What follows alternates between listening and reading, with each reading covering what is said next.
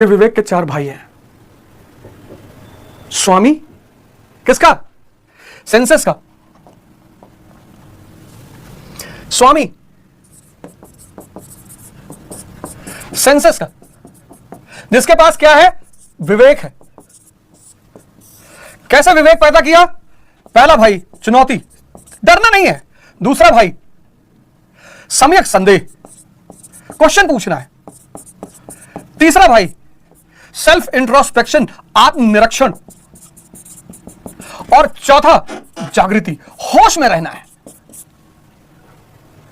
जब तुम मोबाइल देखना शुरू करो, खड़े हो जाओ, तो पैर में दर्द होने लगेगा ना, कम से कम 1 घंटे बाद तो होने ही लगेगा। खड़ा होकर मोबाइल देखना शुरू कर दो।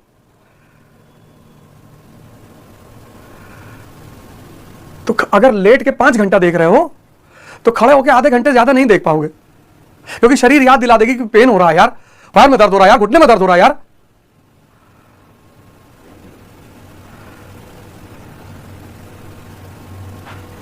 तो जो इंद्रियों का स्वामी हो गया और जिसके पास विवेक पैदा हो गया, वो अपने आप आनंद की स्थिति में आ जाएगा। क्यों? क्योंकि उसके पास जागरण है। क्यों? क्योंकि वो अपने आप को देखता है, अपने आप को सुधारता है, अपने आप को ताकतवर बनाता है। क्यों? क्योंकि उसे जानना है हर चीज, रटना नहीं है। क्यों? क्योंकि उसको चुनौतियों का सामना करने में मजा आ रहा है। अमेरिका जाने का पैसा नहीं है, अमेरिका में रहने का पैसा नहीं है स्वामी जी के पास।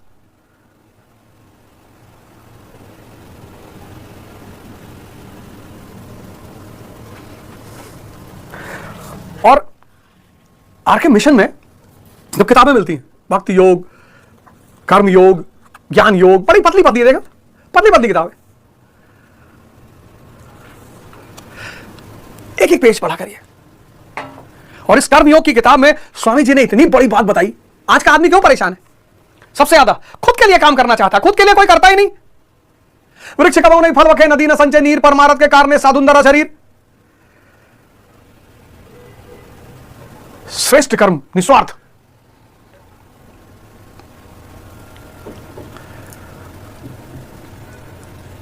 तो विद्या से ज्यादा, यही मेरा पैटर्न है।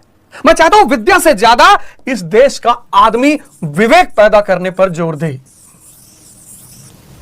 और जिस दिन इस देश की 80% जनता विवेक से मजबूत हो जाएगी, उस दिन इस देश में आइंस्टीन अपने आप पैदा होगा, अब्राहम लिंकन अपने आप पैदा, भरमार लग जाएगी इसकी।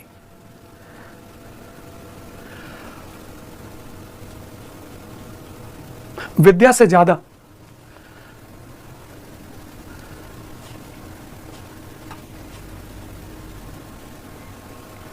इस देश को आज विद्या से ज्यादा विवेक की जरूरत है। और विवेक कहीं मिलता नहीं। अगर विवेक मिलता, कमोडिटी होता, तो ये लोग पावर में कभी नहीं आते, आते ही नहीं। सब सामान्य घर, सब सामान्य स्कूलों से पढ़े हुए, सब। देखो, कल तुम्हारा भी नाम इसमें रहेगा। इंसान क्यों बेवकूफ बनता है धर्म से? क्योंकि ये लालची है। धर्म इसका शोषण नहीं करता। ही बहुत गलत इल्जाम है धर्म के ऊपर कि धर्म व्यक्ति का शोषण करता है। व्यक्ति चाहता है साहब सुंदर लड़की जो ब्याह हो जात, तो जहां डिमांड है वहां सप्लाई है कि कराएंगे तुम्हारी शादी, आओ। क्या नाम है? बिरजू नाम है जी। अच्छा, हाँ 21,000 रुपया लगेगा जी जी जी, लगाएंगे। धर्म किसी का शोषण नहीं करता। हर कमजोर मानसिकता का व्यक्ति अपनी महत्वाकांक्षा पूरी करने के लिए धर्म की शरण में जाता है और वहीं वो पाखंड का शिकार हो जाता है। पाखंड कुछ है थोड़ी। कमजोर मानसिकताओं द्वारा प्रोत्साहित की गई विधा को पाखंड कहते हैं। जहां शक्तिशाली मानसिकताएं रहेंगी वहां पाखंड चलेगा ही नहीं। तो भाव रूपी भीम, बहुत बड़ी ताकत है भाव। और अनुभूति की है, अनुभूति की बात है कि देख रहा हूं गुरु महाराज को रो रहा है, वो रो रहा है, वो आंसू बह रहा है। क्यों बह रहा है नहीं पता, भाव बह रहे हैं। अनुराग, वैराग नहीं, अनुराग, सात्विकता। 4 दिन से नहाए नहीं, ब्रश नहीं कहीं, कपड़ा गंधा थे, सुबह उठे थे, कहा थे ध्यान करे जाई थे।